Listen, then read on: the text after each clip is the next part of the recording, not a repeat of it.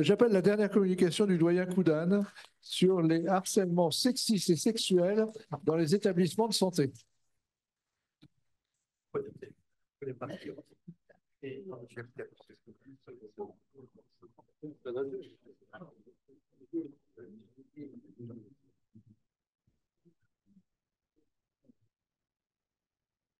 Voilà.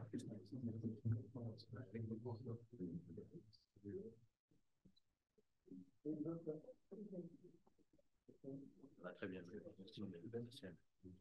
Bien, on va aller voir maintenant très rapidement, je vous rassure, en moins de 10 minutes, les harcèlements sexuels et sexistes dans les établissements de santé. Alors, j'ai fait cette communication avec Jeanne Nanan, qui est membre libre de l'Académie nationale de chirurgie, Laetitia Bordès, qui est interne senior, et Pierre-Emmanuel Chamas, qui est chirurgien orthopédiste et membre du Collège des jeunes orthopédistes. Alors, au point de vue introduction, il faut savoir que ces notions de harcèlement, quelle qu'en soit la forme et la nature, parce qu'il y a des harcèlements sexuels et sexistes et des harcèlements moraux, sont déjà anciennes, et le premier avis qu'on trouve, c'est dans le Conseil économique et social en 2001, qui est devenu le Conseil économique et social et environnemental en 2008. Dans ce code de bonne conduite aux États membres de la CEE, aux employeurs et aux syndicats, qui vise à prévenir et interdire les comportements de harcèlement sexuel dans les secteurs publics et privés. Alors la difficulté revient à l'analyse, ce qu'on appelle des jurisprudences et des définitions. En effet, les définitions sont différentes dans le code du travail et le code pénal. Cette double définition du harcèlement sexuel, il faut en retenir que dans le code du travail, il existe déjà deux lois, celle du 6 août 2012 et celle du 21 mars 2022. Vous voyez que c'est relativement récent. Alors, que dit le code du travail? Alors, le harcèlement sexuel est constitué par des propos, des comportements à connotation sexuelle ou sexiste, répétés, qui portent atteinte à la dignité en raison de leur caractère dégradant ou humiliant, soit créer à l'encontre de la victime une situation intimidante, hostile ou offensante. Alors, lorsqu'un même salarié subit de tels propos, on est toujours dans le code du travail ou comportement venant de plusieurs personnes de manière concertée ou à l'instigation de l'une d'entre elles, alors même que chacune de ces personnes n'a pas agi de façon répétée, eh bien, le harcèlement sexuel ou sexiste est constitué. Alors, toute forme de pression grave, même non répétée, ça c'est des modifications réglementaires, dans le but réel ou apparent d'obtenir un acte de nature sexuelle. Alors, vous voyez que le code pénal ne porte plus de bonnes mœurs. On parle de harcèlement à caractère sexuel ou sexiste, que celui-ci soit recherché au profit de l'auteur des faits ou au profit d'un tiers. Alors, dans les textes législatifs, il faut se souvenir aussi de l'article 222-33-2-2 du Code pénal, qui correspond à une version en vigueur depuis le 6 août 2018. Ce harcèlement sexuel, eh bien, c'est d'imposer à une personne de façon répétée des propos ou des comportements à connotation sexuelle ou sexiste qui portent atteinte à sa dignité en raison de leur caractère dégradant ou humiliant, ou créer à son encontre une situation intimidante, hostile ou offensante. Alors, vous voyez que ce harcèlement sexuel est passible de 2 ans d'emprisonnement et de 30 000 € d'amende. Et ces peines sont portées à 3 ans d'emprisonnement et 45 000 € d'amende lorsque les faits sont commis par une personne qui abuse de l'autorité que lui confèrent ses fonctions. Ça veut dire quoi en clair? Eh bien, ça peut être un chef de clinique sur une externe, un PU sur un chef de clinique, etc.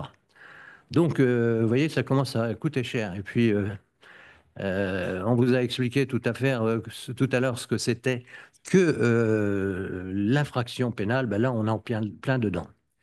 Alors, ce qui a été modifié, c'est que dans un arrêt du 25 mars 2020, l'autorité de la chose jugée au pénal s'impose au juge civil, y compris en matière de harcèlement sexuel. Alors, ça, c'est un imbroglio judiciaire entre le code pénal et le code du travail, mais ça a été réglé.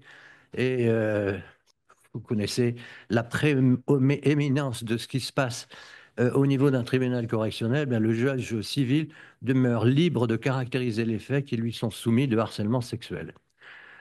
Enfin, maintenant, c'est beaucoup plus clair, puisque la loi du 2 août 2021 a apporté des modifications sur le harcèlement sexuel. L'élément intentionnel peut ne pas jouer pour constituer le harcèlement sexuel, vous voyez, ça s'étend. Les propos ou comportements n'ont pas à être imposés à la personne, ainsi cette dernière doit seulement les avoir subis.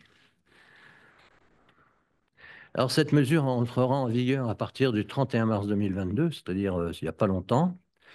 Et en résumé, le Code du travail qui concerne essentiellement l'activité libérale et le Code pénal, toutes activités se rejoignent. Ce qu'il faut se souvenir, c'est que l'intention du mis en cause n'est pas nécessaire pour constater le délit, c'est-à-dire l'infraction. Alors, les publications scientifiques restent rares actuellement. Cependant, il faut savoir qu'au niveau du Centre national de gestion en 2023, il y a eu 900 phénomènes de violences sexistes et sexuelles qui ont été déclarés, donc ces 3 dernières années.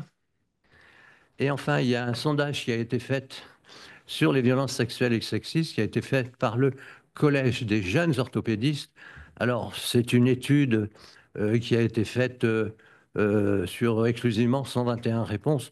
Donc, il y a un motif principal de réponse des non-répondants. Mais qu'est-ce qu'on en tire?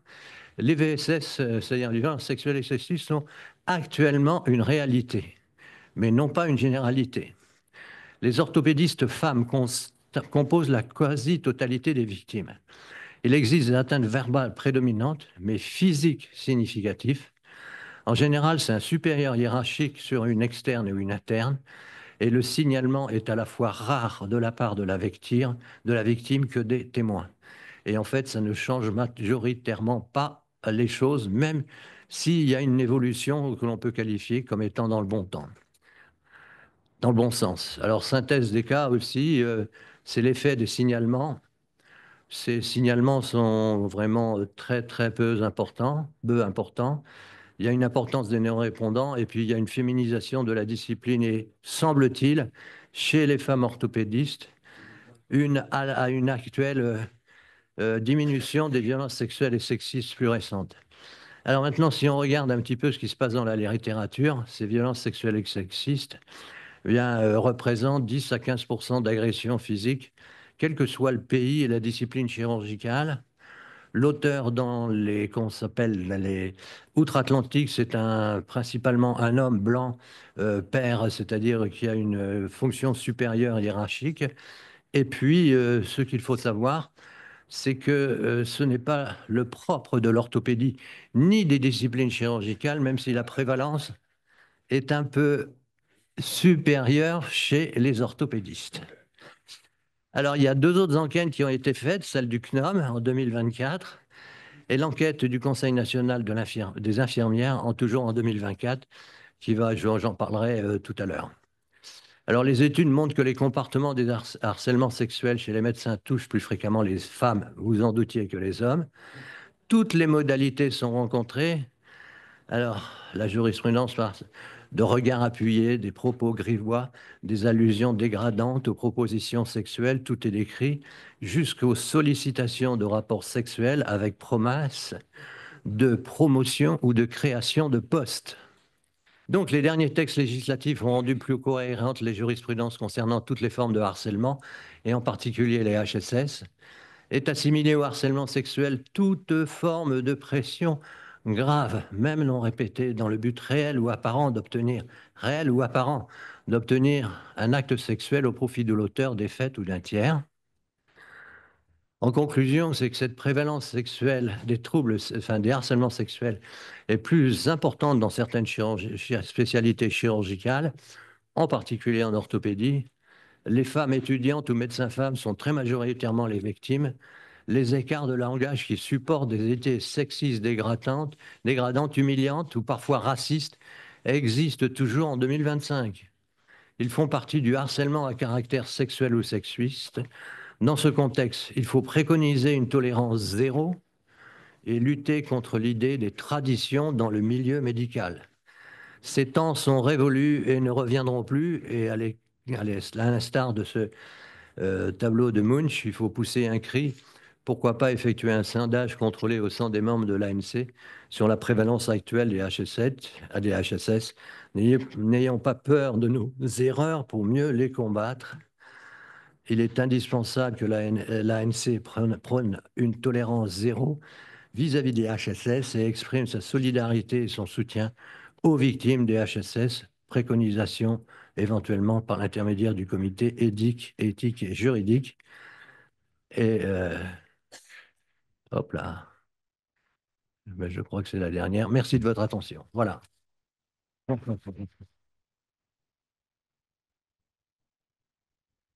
Merci beaucoup. Et aussi un...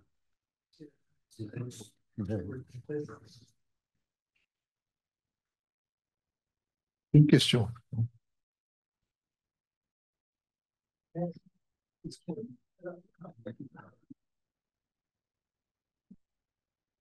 Merci beaucoup pour ton exposé qui est courageux et qui prend position clairement et fait prendre position clairement de l'Académie de chirurgie.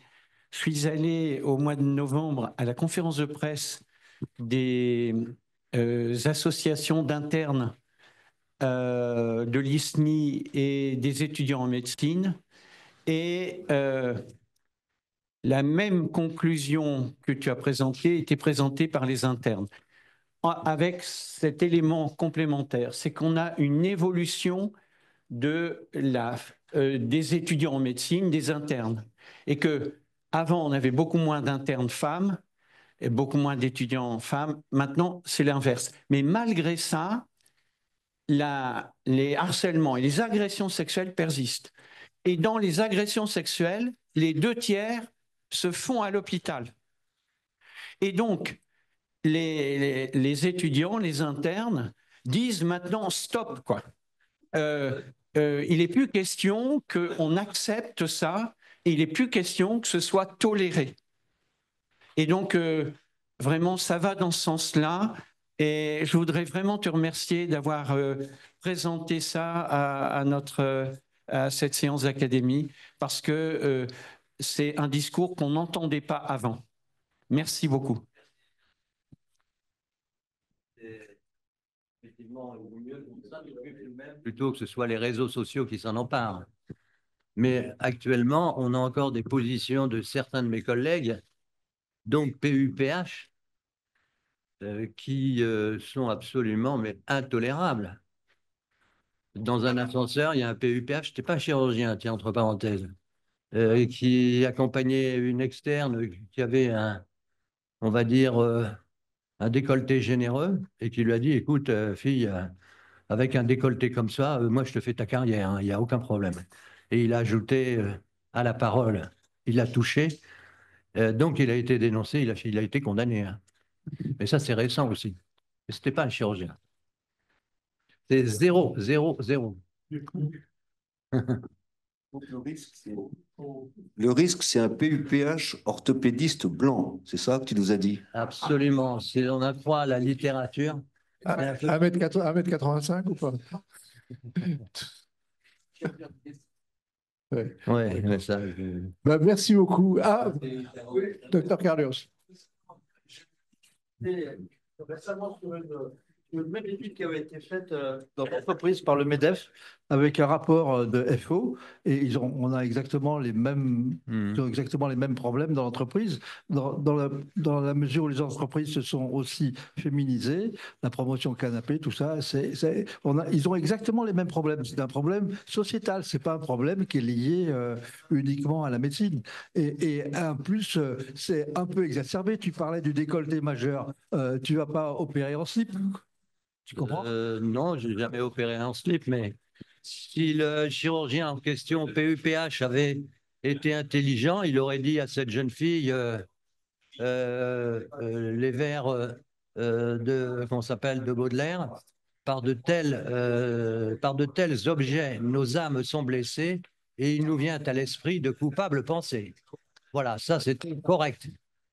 Mais voilà. La séance est suspendue Voilà. et elle sera reprise le 15 janvier prochain.